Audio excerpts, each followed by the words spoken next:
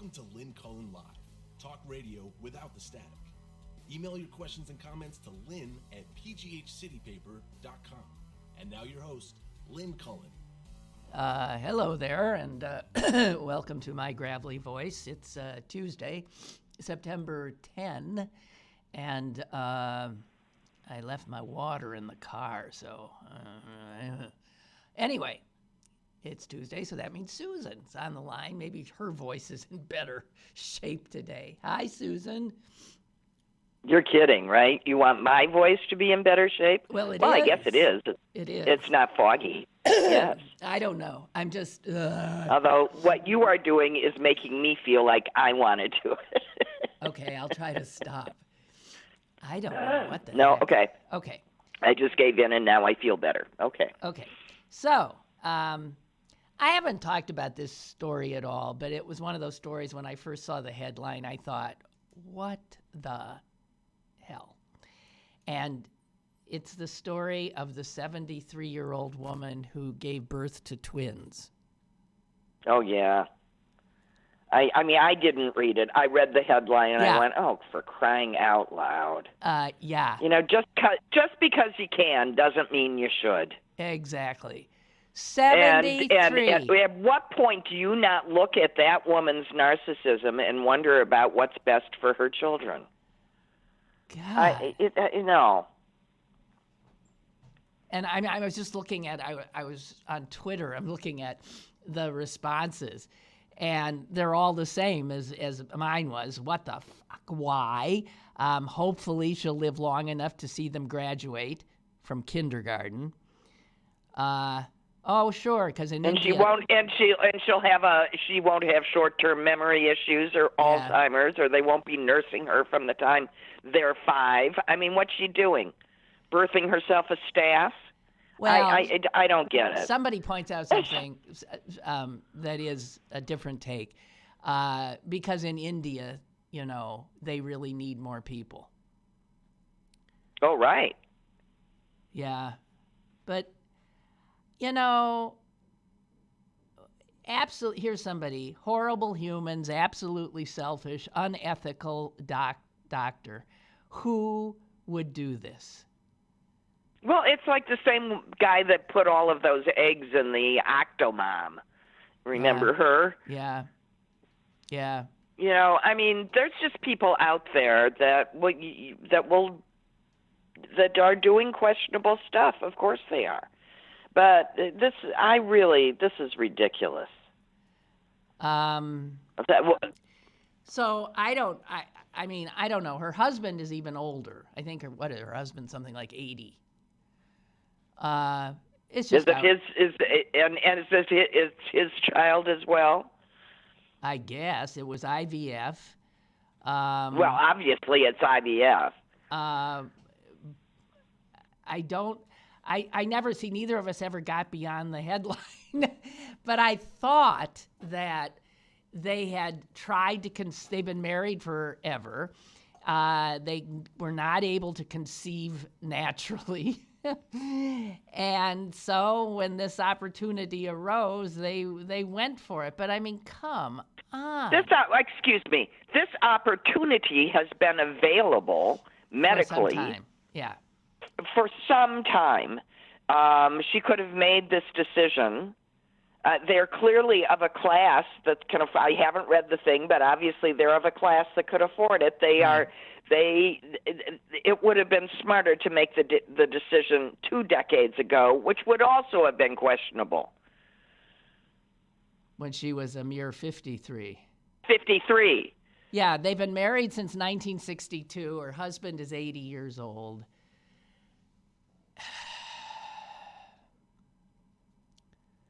Just stupid. I mean, you wonder if they've been given any positive reaction at all. I can't imagine. Well, what you said initially. I can't either. What you said initially is just because you can doesn't mean you should. It's right. I mean, it's right, normally, or it's good, or it's ethical. Right. Normally, these stories are about some old man, right? I'm thinking of a lot of famous old men like Tony Randall, right? He who birthed them, right. got some young wife pregnant when he was, I don't know, 80 something. I think he was 81. Whatever. Anyway, and then all hell breaks loose. I mean, he's slapped on the back and congratulated because, still able to do it, man. It's weird. I always thought he was gay. Well, Tony Randall. I know. Well, yeah, I did, and I don't know that I still don't. Really? Anyway, then he died, right? It didn't change my mind. He's not alive, right? So his no, I don't child think so. never. I don't know. It's just, it's selfish. It's self-involved. It's unfair to the children. I mean, who's going to, maybe they have children of their, they don't have children. Who's going to raise these kids? No, they don't. Right. So who's going to raise the kids? I was thinking some other, who? Yeah, they'll hire people. Yeah. All right. Anyway, because just speaking as a 68-year-old grandmother, taking care of a child, a baby, is exhausting, and I'm getting ready to go over and do it after we hang up the phone because I've got a sick granddaughter, so I'm on. But it's not. Can I tell you how grateful I am that she walks, and that I don't have to carry her everywhere, or I can set her down and she can stand while I, fight with a 20-pound stroller. I mean, these things. It's hard. It's hard work. It's physically taxing. It's emotionally taxing. It is physically extremely taxing. Yes. So I had a different story that caught my eye. Yeah, which one? And again, I had trouble reading all the way to the end. And it involves a high school swim team in Alaska. Oh! I read it, and I couldn't. Jeez, guys. I mean, okay, so let's Susan, just tell people ahead. what this is about. You want to talk about it? This is about a girl that wins fair and square her 100-meter freestyle event and hops out of the pool and finds out she's been disqualified because she has her swimsuit has crept up into her crack, and she's disqualified by a judge. Now, let's make one thing clear. This isn't her bathing suit. This is the school-issued suit. Right. She was given this suit. This is her uniform. And let's add one other fact. She is the only she's my guess is she's an Inuit. She is an indigenous person. She's far curvier than the little girls that she's racing against, and the suit doesn't fit her the same, and they disqualified her. My guess is for the horror of beating those other kids, so they had to do something. The kid of color couldn't do it. And that's exactly what's happening. The judge is being accused of being a racist, and they're appealing. But this is so wrong on so many different levels. I am so sick of any culture deciding what a girl's body is supposed to look like, what size is proper, what size is normal, what body type is attractive, what skin color or hair color or style or eye color or anything. Stop it. I know. She was in tears. She jumped out of that pool thinking, I won. And she's told, no, you didn't. You didn't because as you're winning, because you have a wedgie. Your team-issued suit is creeping up. And a judge got freaked out. I don't know. And that's followed up. Because I can't read politics all the time. So I believe I was reading maybe Carolyn Hacks in the Washington Post, the advice columnist. And this comes in. mothers' kids in public school are being, taught about consent and other issues in health class than we were treated to. But they're doing it in the same stupid way. Boys separate from girls, and boys are getting this message. Always make sure that you have consent. Do not touch somebody without any of it. Girls don't get that message. Girls get the message, you can say no, which basically robs them of any agency at all and suggests that boys are never sexually assaulted, that girls are never aggressors, and that how this school district doesn't understand that what they're supposed to do is treat both sexes the same in these lessons and instructions. How hard, who are the people that is making this curriculum? Well, they're the people who are charged and professionally adept at this kind of thing, Susan. I don't know. I give up. I do. I give up. There's more stupid fools around. I suppose if they did... I'm just telling you, at the point that these kids get this stuff, which is fairly early on, it is the girls that are the aggressors. Those little girls are scary. Or at least they were when my kids were little. They were the aggressors. Really? Oh, yeah. I pulled a MASH note out of Arlie's little jammies. They still had fire engines on them. And there was this note, I think he was in first grade, and there was a note from a little girl that was, it was explicit, and it was shocking. And I called the principal. I said, there's a little girl that needs some help. Well, it wasn't like, what'd she say? Well, there was. There was. It was that it had references to oral sex in it. In first grade? In first grade.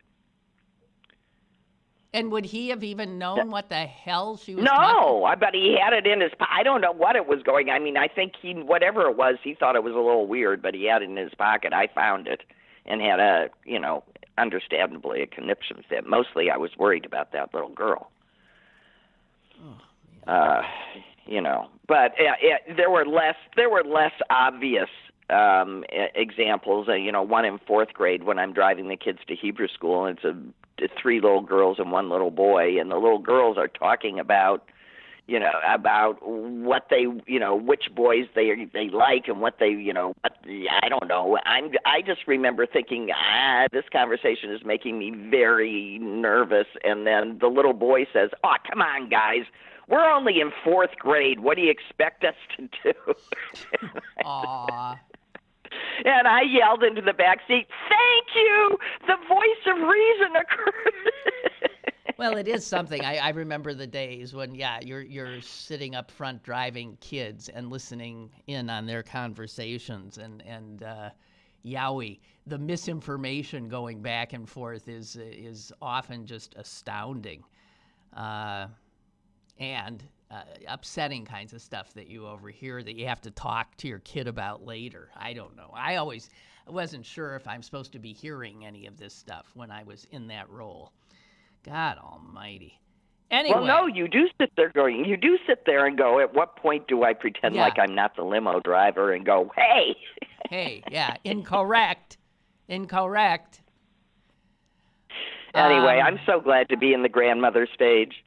Yeah. Just another aside, I picked up my grandson at school yesterday for the first time and walked him back with his dad. And his dad was pumping him for information, which was very hard to get out of him. And I turned to my grandson and I said, "I forbid you to tell your father anything." I said, "Don't you share a word with him. He would never tell me anything that was going on. Why should you tell him anything that's going on?" I said, "If you want to tell, you can tell me later. How's that?" Did he laugh? Ellis thought that was the funniest thing he ever heard. Yeah. Didn't tell his father anything. Well, I know. God knows. I had a kid who never told me anything. So what'd you do in school today? Nothing. So, well, what did you know, and you run out of questions.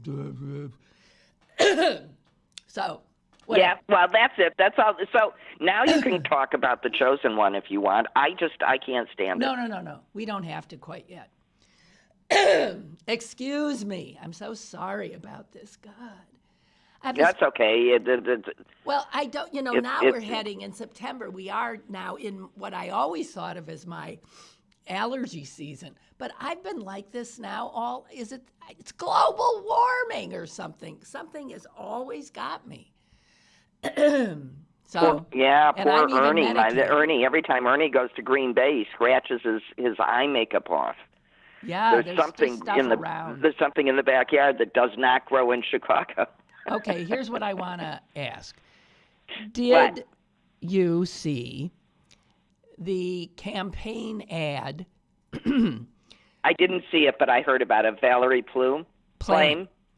Valerie Plame, for those of you who are, remember the name, was the former CIA agent who was married to a State Department official, Wilson.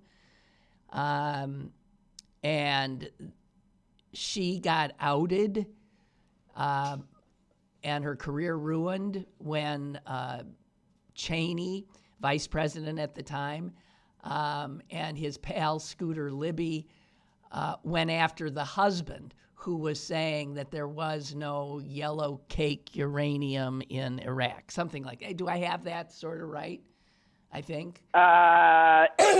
No, he was saying that there was uranium. Well, he was saying there wasn't, Right. and Cheney was trying to sell the bill of goods that there was. Right. So he had to go war. after him, Right. and he went after him by outing his wife, Valerie Plame. Anyway, she now, after a lot of stuff, they apparently decamped to the Southwest somewhere, and raise their kids. She has decided to run as a Democrat for a congressional seat. And again, I'm sorry, I can't quite remember the state. So a friend last night sent me the 60-second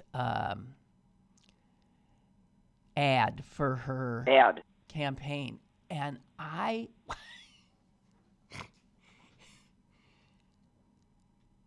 just want to say here, my reaction was, we are doomed.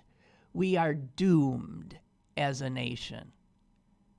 Because this ad, which is full on Hollywood, full on entertainment, making use of all the stuff that excites our reptilian brains.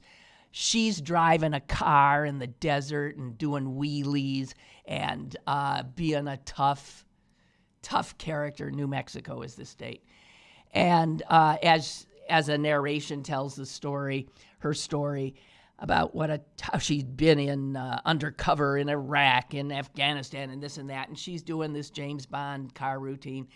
And then eventually at the end, she gets out of the car. And of course, you'll recall, she's a very attractive woman. So she gets out of the car and, tosses her blonde mane and walks toward the camera. And I'm thinking, she's running for the Congress, and this is now how. We have so conflated and lost any demarcation lines between our entertainment culture and our political culture and our any other culture, just add the adjective. And we are no longer a serious people, period. We deserve, I keep saying this, that Donald Trump is the president is no shock. That a Democrat running would see how valuable it is to play the game in a certain way and produce this kind of ad. And I read a piece about it, I can't remember, in a reputable, and they called it, they didn't jump on the ad. they thought it was a great ad in this, wow, impressive professional ad, but then had issue with her suggesting that she was undercover in all these countries when in fact she had maybe a desk job in Afghanistan or Iraq or Korea or whatever the hell. I don't know. But the reaction of the article to the ad was not at all what my reaction was, which is, what the hell?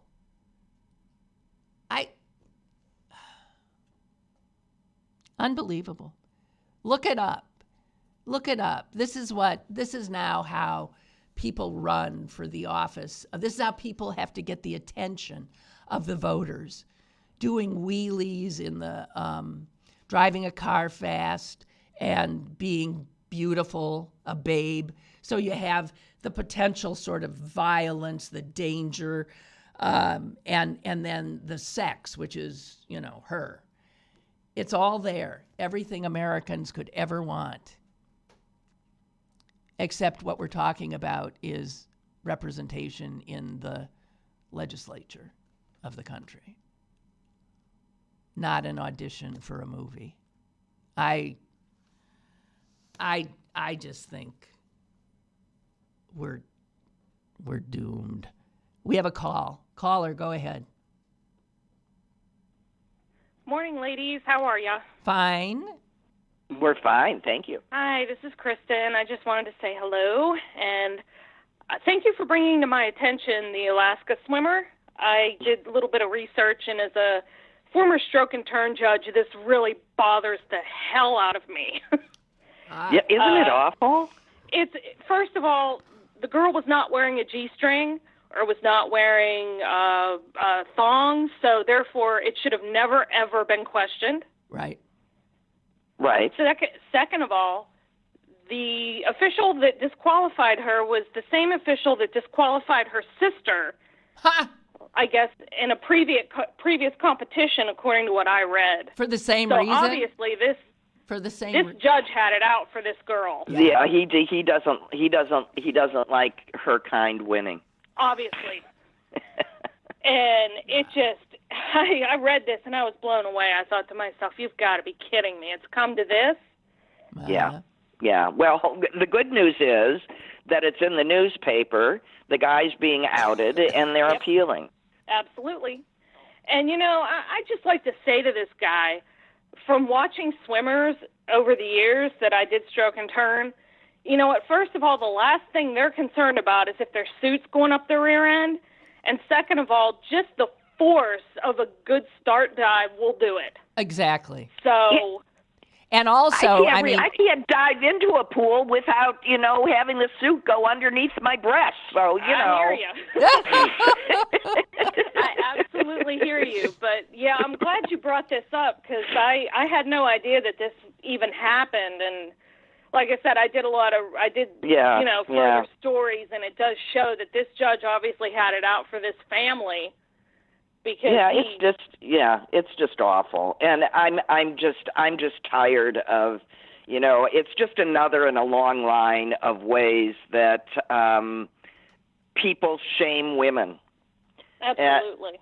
And here's this girl doing everything right and excelling, and then she just gets sucker punched. Well, and especially, too, the hours of hard work that this poor girl probably has put in and was finally seeing it pay off. And then for some judge to just say, well, you know what, your suit creeped up your rear end, I'm going to take that away from you. That's just so wrong in so many ways. Yeah, and it also, it's body shaming. It shames her for not looking like the little skinny white girls. Absolutely.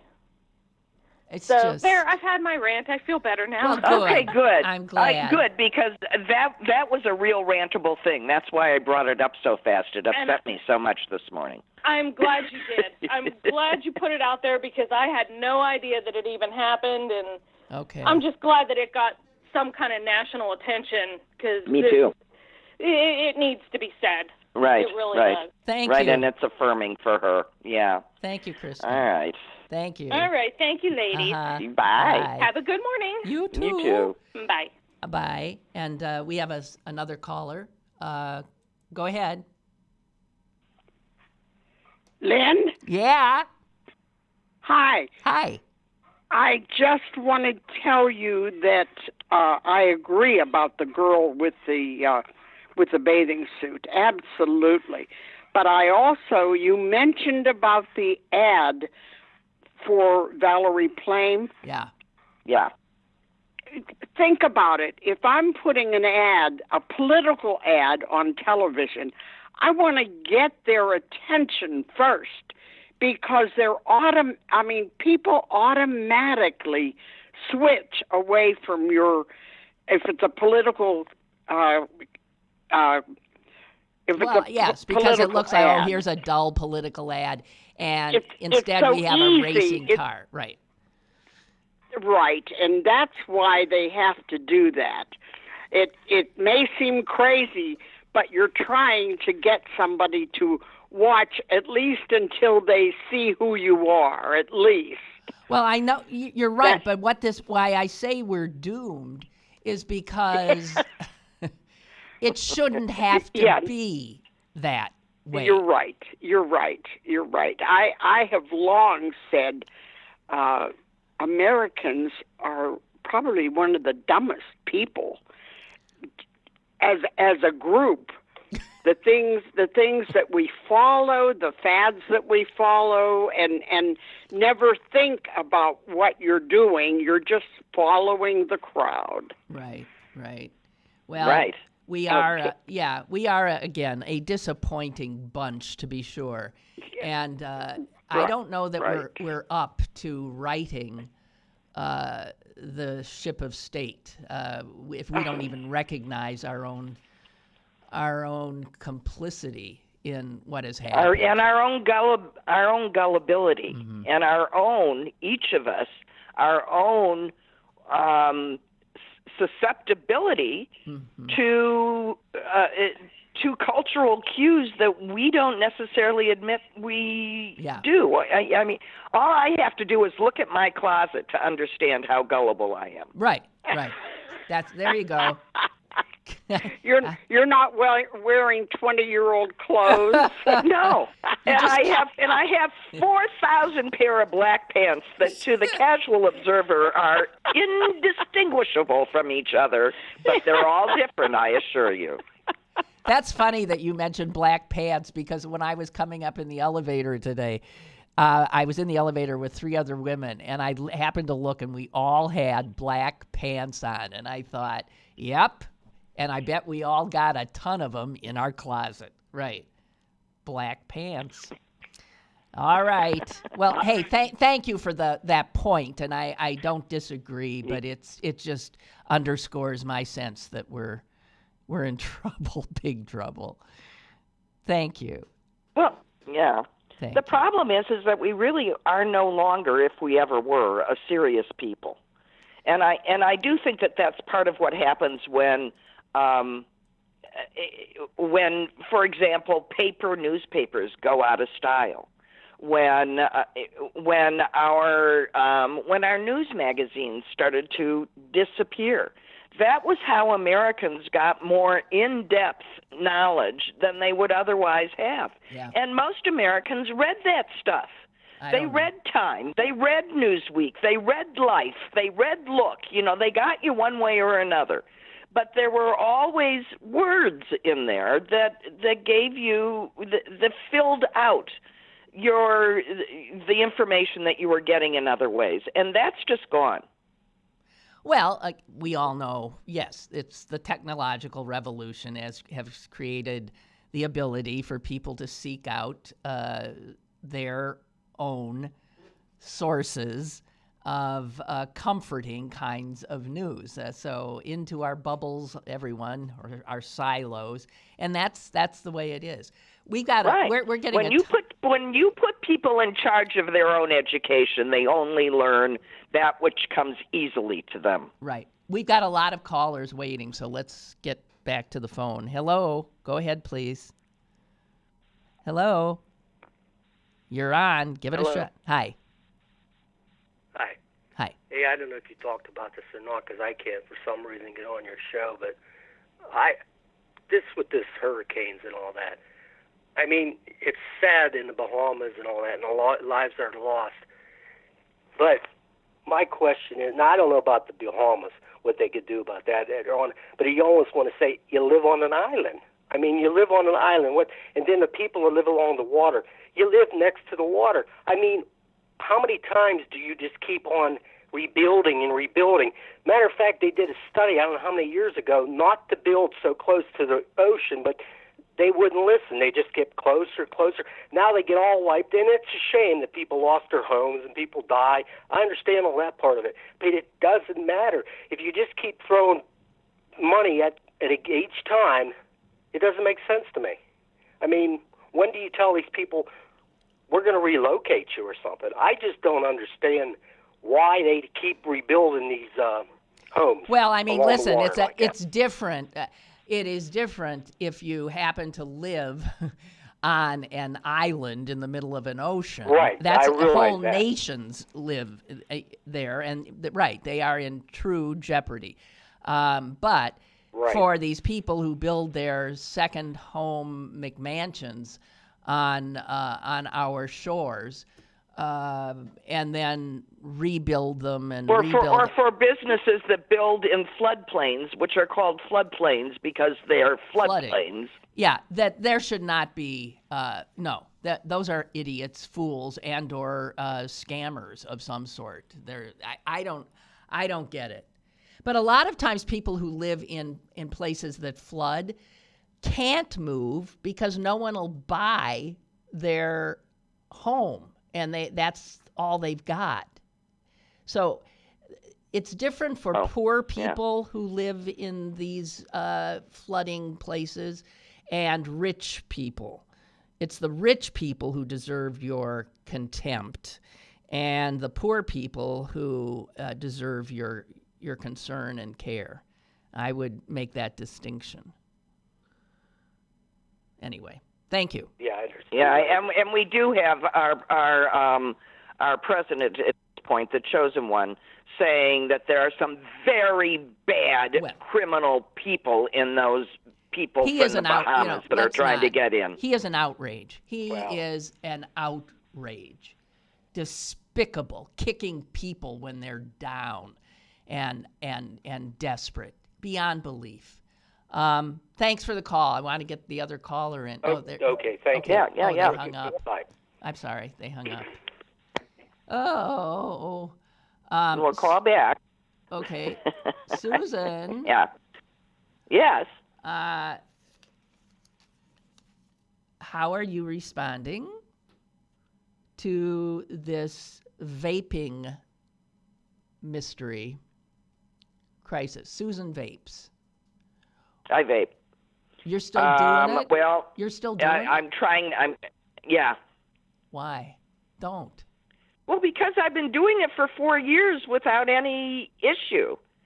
I think it depends on what you're vaping. No, and they're saying the that's not quality true. of what you're vaping. They can't figure it out because it's from vaping nicotine, it's from vaping cannabis, it's from they're starting to wonder if something new has somehow been introduced, and who knows what they don't know. And I figure if you don't know, step away from it till they sort this out. You've got 400 people known to have gotten very ill, 5 deaths, I believe. And you got states and cities starting to ban this stuff because we don't know what's going on. And they're saying, but how come it just started up? Well, they're thinking that it maybe didn't just start up, that people were getting sick before, but nobody ever asked the question of, do you vape? So they hadn't figured that. I wouldn't do it. I wouldn't do it now, and I've said that to my son, who gives me the same reaction you just gave me. I wouldn't. I wouldn't. I think it's insane. God. All right, just asking. Unbelievable. Okay. God. Okay. Well, and to be clear, I'm not vaping Juul flavor, bubblegum flavor nicotine. I know. I want to read an email, and I know this is an email rant and cry for help, but it sounded a little like you, Susan. I thought I'd share it. This is from Kathleen. Dear Lynn, she says she listened to my show later than she usually did, and she said this. Your show about the Bahamians seeking refuge in the U.S. rocked me. This is when I was saying they told those people to get off the ferry. And all of a sudden they needed a visa. This is that stuff that was happening. And then I won't get into that, but it really had upset me the other day. And she goes on to say, it comes on the heels of news I received this morning about a Guatemalan woman who is dear to me. Her name is Mary. She is the sister of my niece's husband. I've known her for 9 years, although she has lived and worked in the United States for much longer. Last week, she received a notice of deportation. She is the mother of a teenage boy and is an exemplary mother. She has worked for the entire time she has been here, has sent her son to school, has obeyed all the rules. She has proven to be a loving and generous member of our family. The order of deportation, like the turning away of the Bahamian refugees, is nothing more than intimidation, pure and simple. The parallels of this to the Nazi persecution of the Jews is striking. These policies are hideous and intentional. I'm sort of in shock. The time is past due for us to act against this reign of terror. And the terror isn't against these refugees alone. It is also the violence against people of color, against women, and against the Constitution of the United States. We know what people have to do.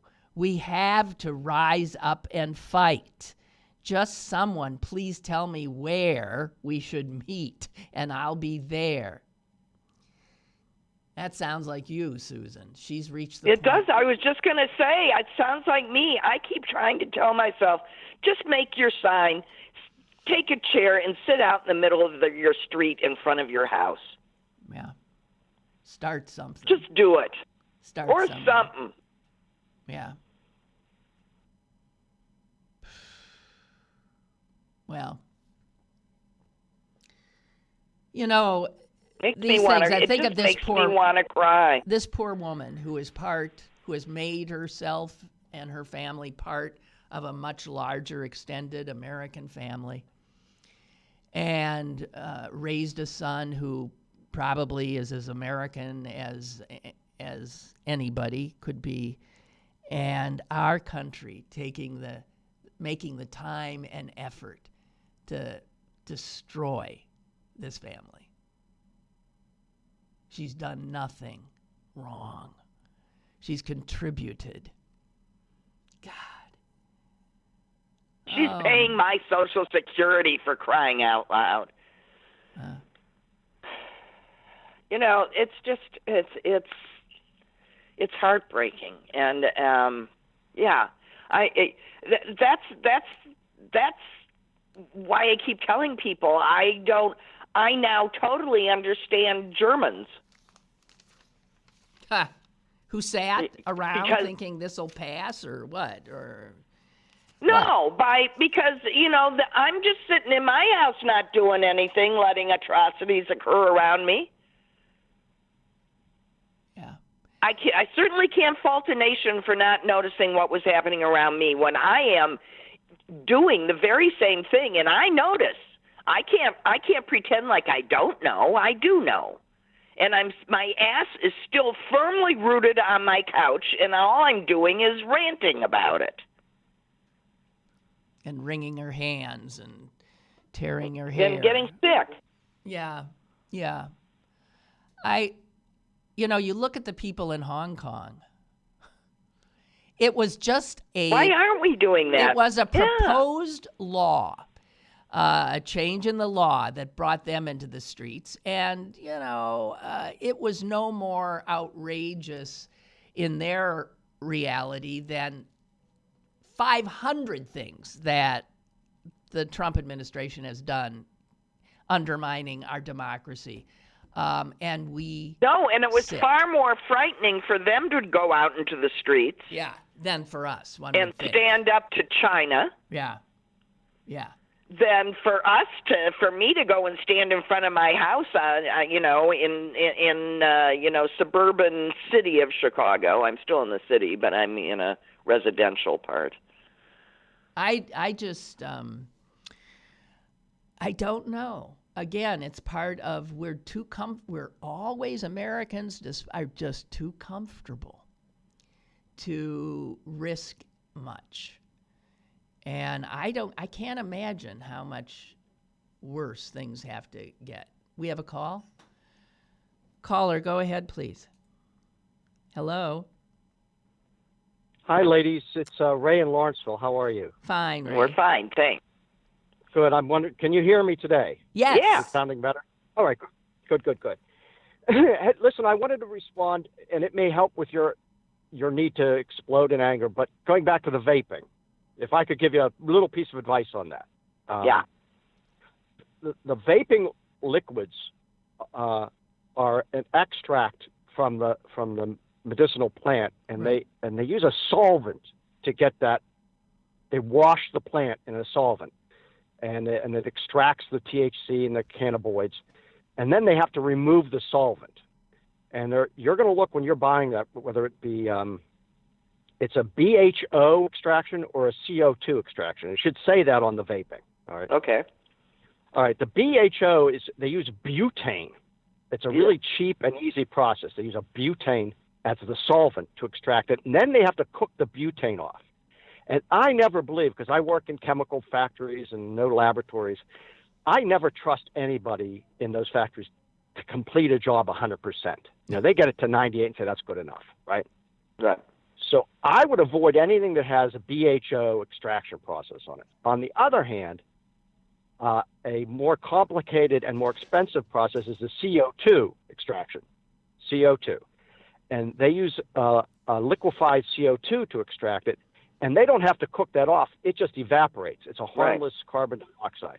Right. So if you're going to vape, I would tell anybody who's going to do that to try their best to look at what the extraction process is and use the CO2. And where would you see this? Where would you see this? It'll be on. It should be on the packaging. I'll go right and look. Oh yeah. Especially the disposable pens, which are probably the best way to do it. But even it'll say BHO or CO2, and I would definitely. And if it doesn't say, ask, what is the extraction? What's the solvent they use to create this liquid? A lot of these people who are getting sick, that the interviews I've heard, they were buying it on the street. Mm-hmm. And that means somebody is going to do it the quickest, the cheapest, and the least thorough job at making these liquids. And if you're breathing in butane, that's a bad idea. I would imagine. I agree. Okay. Well, that's some good information, Ray. Thank you. Okay. All right. Well, listen, I'm enjoying the show, and I'll talk to you again. Thank you. Okay. Bye-bye. Thank you. Bye. Mm-hmm. I'm looking. Okay. Well, Susan looks to see if she's got a CO2 or a butane that she's pulling into her lungs. I did want to also point out, since we were talking about Kathleen's horrible email about her family member, Mary, who's got a deportation order.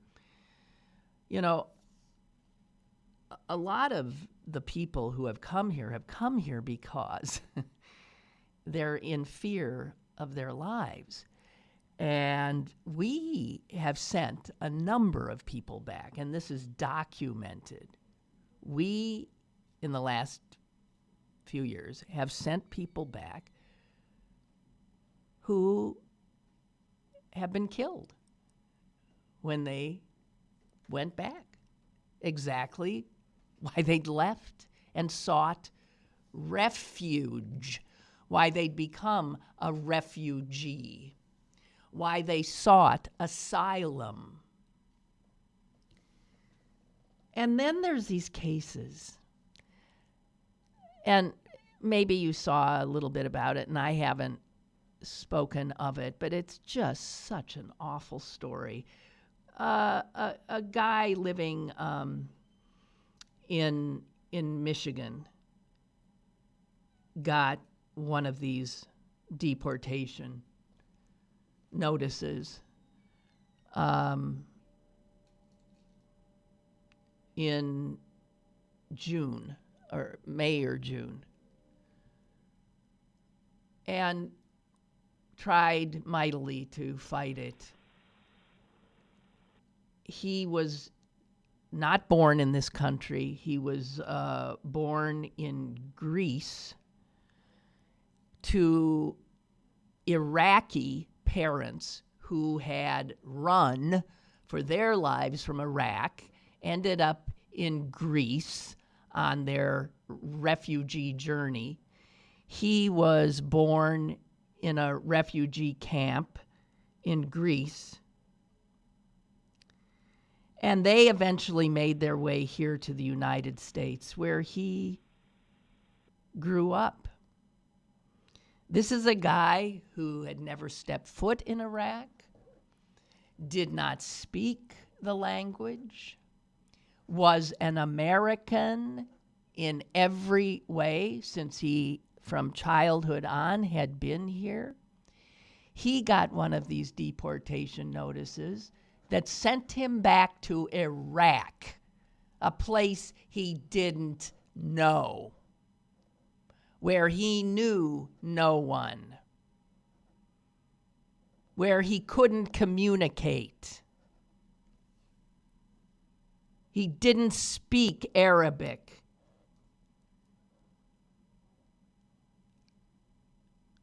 He also was a diabetic and had other health problems. He was dead just a few weeks after he landed. Yep. In this alien they don't country. Care. His funeral was last Friday, and it was in Michigan. The country apparently was willing to let him back in to be buried with his mother and his other family members here in America, the only country he ever knew. He was allowed to come back dead, but was not allowed to stay alive. ICE sent him to his death. ICE has sent many others to their deaths. And this is all being done in your name, my name, and it's why Kathleen and why Susan and why I'm sure many of us ask, what are we going about our lives as usual for? People are being taken from their homes. People are being deported. People are being put behind barbed wire, under guard. Sick people are being tortured. Sick people who were invited here and are only alive because they were invited here to be treated until a national outcry and they realized, oh, I guess we aren't supposed to torture sick people that we invited here. They were going to throw them out too. Right. By the way, the answer to the question, not to change the subject, is what I buy is solventless and cold filtered. Solventless and cold filtered. And, right. And that you got in California? Yeah, that's medical grade California. Okay. All right. So vape away then, Susan, I guess. I don't know. Well, it's clearly still not good for me. No, not in some ways. Right. Yeah, I just, I said yesterday that I was chilled by the news that the White House actually pressured people at the National Oceanic and Atmospheric Association. Yeah. Oh, you're surprised by that? Yeah. What I'm surprised by is they found some jerk to do what he wanted. And I hope they find out who it is. Well, it was one would imagine it was one of the political appointees who, Trump comes in and he puts... Who just put something on the letterhead. Who just put something on the letterhead. Right. Meanwhile, the people who are working there from administration to administration, the scientists, right, they wouldn't have done it. But now we learn that a cabinet secretary, who knew that NOAA and the National Weather Service were under the Commerce Department? I don't quite get that, but so it was the head of Commerce, the loathsome Wilbur Ross, who flat out threatened that people would lose their jobs if that notification wasn't sent out to NOAA's employees. And now, of course, and this is all to protect the president in a lie. Because he won't apologize, because he won't admit it. And so scientists are threatened. Science is told to bow to this untruth. And I said yesterday, Susan, this is 1984-ish. Yeah, it is. Total. Once you start using the apparatus of the state to literally change fact and reality and put the government's seal onto things known to be false, to threaten government employees with termination if they dare flout or attempt to in any way push back against this.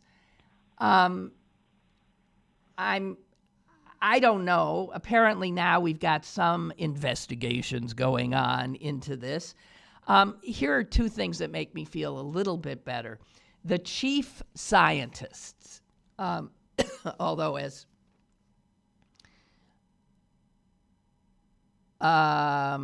actually, as with everything in the Trump administration, he's the acting chief scientist. Right. There aren't any There's really. Nobody. But even NOAA's acting chief scientist sent out an email to the staff of NOAA yesterday saying that he was looking into potential violations in NOAA's decision to back Trump's statement rather than its own scientists' conclusion. And he said what NOAA did is a danger to the public health and safety. You bet. Which is true. You bet. It undermines everything that that a citizen needs to feel certain about, that they're getting true information, especially when it comes to, am I in danger, right? Which is what this whole thing was about. Here you had the president telling a whole bunch of people they were in danger when the science had told them they were not. And the pushback by the Birmingham National Weather Service was considered a fireable offense because they dared to correct him, the Der Fuhrer. Right, and to tell people, no, don't go running, don't do anything, you're fine, stay. No, it's appalling. What I found reassuring in all of this is when we found out that nobody actually helped him draw that little line. He drew it himself. And here's what I want to say. Susan, the line, you had a graph. The line was clearly an add-on. and was not part of the official. I'm saying I'm comforted by the fact that no one on his staff drew it for him, that he did it himself.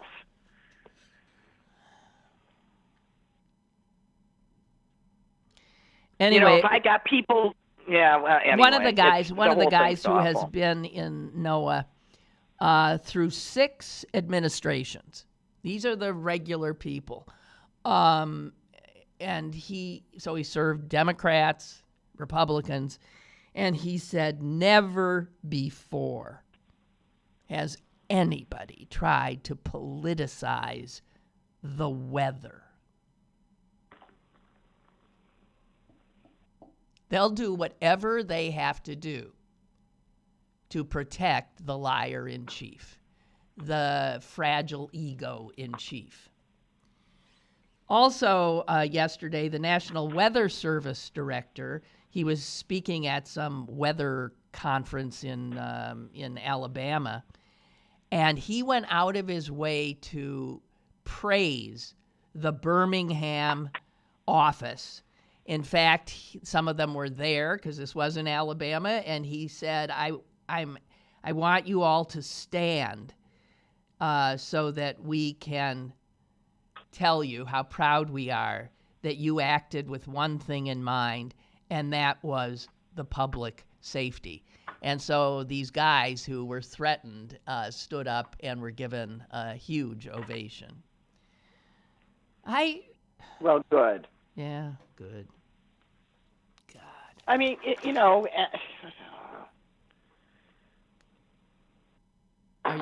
That's how he rewards the people of Alabama that voted for him. He puts them in danger and threatens the people that try to keep them safe.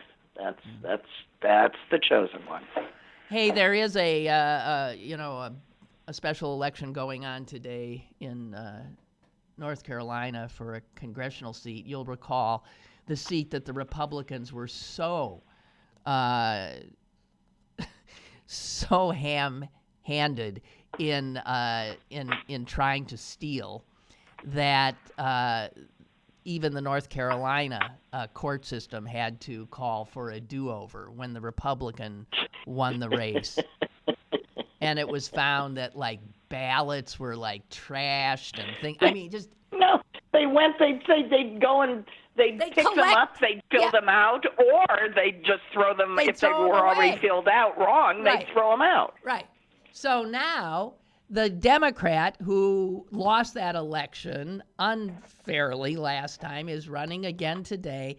The Republicans have found a new person to put on their ticket, and this is the guy that Trump flew off last night to try to buttress for today's balloting. So it is a overwhelmingly Republican district. So if this Democrat, Dan McCready, ends up winning this, that would be the most wonderful thing imaginable. I'm not expecting it. It really would. But I'm not expecting it. Let's not look for miracles, but it would be very nice. It would sure send chills down the spines of any Republican office holder, and I would think would lead to a greater exodus of some of the Republican members of Congress. Let's hope. I don't know. Incredible.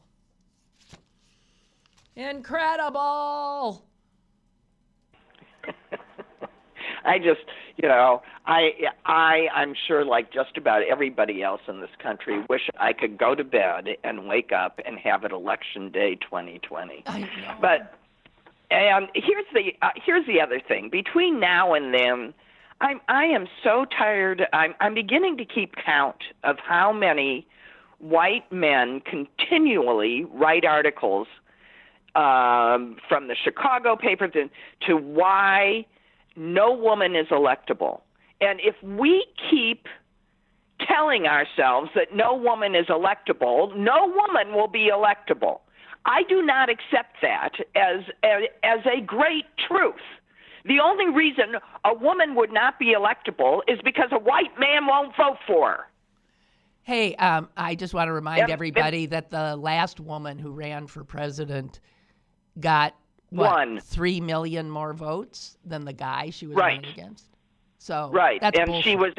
she was a crippled candidate, and she did that well. Yeah, it was bullshit. Of course, a woman can win. Well, but I mean, aren't you reading that a lot in a lot of opinion pieces? I don't know. I just think Democrats tend to be they just dismiss everybody. They just want to be cautious. They're scared, and I think that's a loser mentality. I think you go. Yeah, it is a loser mentality. Yeah. So, anyway, let's hope for the best. Oh, this just in: New York Times is reporting the share of uninsured Americans has increased for the first time since Obamacare took full effect. Oh, it actually increased last year. They've now, and now isn't that interesting? Now, why would that be? That wouldn't be because Republicans are in control now, huh? Because there's nothing Republicans like better than taking health insurance, Social Security, you name it, away from. Well, no, don't you think it's because they dropped the individual mandate? Well, they dropped the individual mandate, but they also stopped all the kinds of infrastructure that helped people get coverage. To help people get on. You're right. You're right. It's a combination of the two things. There used to be this months-long campaign to get people on and help and all this stuff. All that was funded by the federal government. All gone. People didn't have a clue that there was sign-up time or where they would do it or anything. No, this is what they chose to do. All right, Suze, we're done. You're done. You can go take care of your sick Okay, I got to go baby. babysit. Bye. Bye. Thank you. Bye. Bye. And I got to go too. So I'll see you guys tomorrow.